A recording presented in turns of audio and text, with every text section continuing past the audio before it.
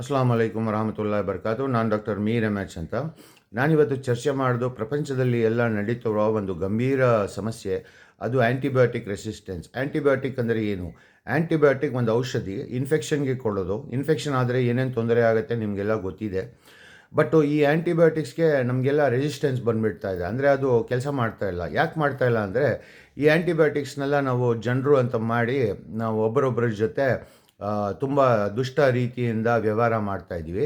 ಅದಕ್ಕೆ ಅದು ನನಗೆ ತುಂಬ ಮೊದಲು ಕಷ್ಟ ಕೊಟ್ಟಿದೆ ಅಂತ ಜ್ಞಾಪಕ ಇಟ್ಕೊಂಡು ಎಲ್ಲರಿಗೆ ಅದನ್ನು ತಿರ್ಗಾ ನಾನು ತೊಗೊಳ್ಳಲ್ಲ ಅಂತ ಎಲ್ಲರ ಔಷಧಿಗೆ ರೆಸಿಸ್ಟೆನ್ಸ್ ಬಂದುಬಿಡ್ತಾ ಇದೆ. ಇದರಿಂದ ಜನರಿಗೆ ಇನ್ಫೆಕ್ಷನ್ ಬಂದರೆ ಯಾವ ಪರಿಹಾರವೂ ಇಲ್ಲ. ಅವರಿಗೆ ಯಾವ ಔಷಧಿನೂ ಕೊಡೋಕ್ಕಾಗಲ್ಲ. ಆ ಇನ್ಫೆಕ್ಷನನ್ನು ಮುಗಿಸಿ ಅವ್ರ ಇನ್ಫೆಕ್ಷನ್ನ ವಾಸಿ ಮಾಡೋಕ್ಕೆ.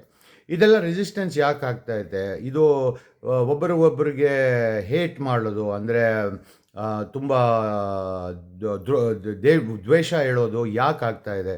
ಇದು ಯಾಕೆ ಆಗ್ತಾಯಿದೆ? ಪ್ರತಿ ವರ್ಷ ಬಕ್ರೀದ್ ಹಬ್ಬಕ್ಕೆ ಇಡೀ ಪ್ರಪಂಚದಲ್ಲಿ ಎಲ್ಲರಿಗೆ ಪರೀಕ್ಷೆ ಆಗುತ್ತೆ, ಇವರು ಯಾವ ಪ್ರಾಣಿ ಥರ ಇದ್ದಾರೆ ಅಂತ. ಕೆಲವು ಪ್ರಾಣಿಗಳನ್ನು ಬಲಿ ಕೊಡಲಾಗುತ್ತದೆ ಇಡೀ ಪ್ರಪಂಚದಲ್ಲಿ. ಅದಕ್ಕೆ ಎಲ್ಲರೂ ಏನು ಮಾಡ್ತಾರೆ, ಸುಮ್ಮನೆ ಜಾತಿ ಧರ್ಮ, ಬೇರೆ ಬೇರೆ ಹೆಂಗಸು ಗಂಡಸು, ಶ್ರೀಮಂತ ಬಡವ ಎಲ್ಲ ಬೇರೆ ಬೇರೆ ಕ್ರಿಯೆಗಳನ್ನು ಇಟ್ಬಿಟ್ಟು ಒಬ್ರಿಗೊಬ್ರಿಗೆ ದ್ವೇಷ ಆಗಿಬಿಟ್ಟು ಜಗಳ ಮಾಡಿಸ್ತಾರೆ. ಆ ಜಗಳದಲ್ಲಿ ಏನು ಗೊತ್ತಾಗುತ್ತೆ, ನಿಮ್ಮ ಮೈಯಲ್ಲಿ ಎಷ್ಟು ಶಕ್ತಿ ಇದೆ, ನೀವು ಯಾವ ಪ್ರಾಣಿ ಥರ ನಡ್ಕೋತೀರಾ ಅಂತ ಗೊತ್ತಾಗ್ಬಿಡುತ್ತೆ. ಅದಕ್ಕೆ ಇದು ಪ್ರತಿ ವರ್ಷ ಮಾಮೂಲಿದು, ಪ್ರತಿ ವರ್ಷ ಇಡೀ ಪ್ರಪಂಚದಲ್ಲಿ ನಡೆಯೋದು. ಈ ದ್ವೇಷ ಮತ್ತು ಈ ಕೋಪದಿಂದ ನೀವು ಯಾವ ಥರ ನಡ್ಕೊಳ್ತೀರಾ ಅದರಿಂದ ಗೊತ್ತಾಗ್ಬಿಡುತ್ತೆ ನೀವು ಯಾವ ಪ್ರಾಣಿ ಥರ ಇದ್ದೀರಾ ಅಂತ. ಇದು 16 ಸೂರಾನಲ್ಲಿ ನಡೆಯೋದು.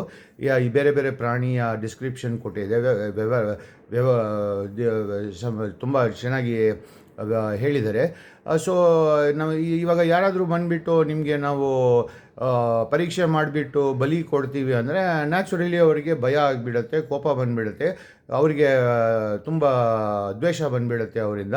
ಅವರಿಗೆ ನನ್ನ ಹತ್ರ ಇಟ್ಕೊಳ್ಳೋಕ್ಕೆ ಇಷ್ಟ ಇಲ್ಲ ಅಂತ ಅವರು ತುಂಬ ಕೆಟ್ಟ ವ್ಯವಹಾರನ ಮಾಡೋಕ್ಕೆ ಶುರು ಮಾಡಿಬಿಡ್ತಾರೆ.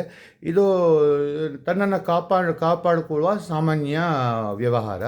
ಸೊ ಇದು ಯಾಕಾಗುತ್ತೆ, ಯಾಕೆ ಮಾಡ್ತಾಯಿದ್ದಾರೆ? ಇದು ಇಡೀ ಪ್ರಪಂಚದ ಎಲ್ಲ ಮನೆಗಳಲ್ಲಿ ಜಗಳ ಯಾಕೆ ಆಗ್ತಾಯಿದೆ, ಒಬ್ಬರೊಬ್ಬರ ಬಗ್ಗೆ ಯಾಕೆ ಈ ಥರ ಮಾತಾಡ್ತಾರೆ ಅಂದರೆ ನಿಮ್ಗೆ ಇವಾಗ ಅರ್ಥ ಆಗುತ್ತೆ.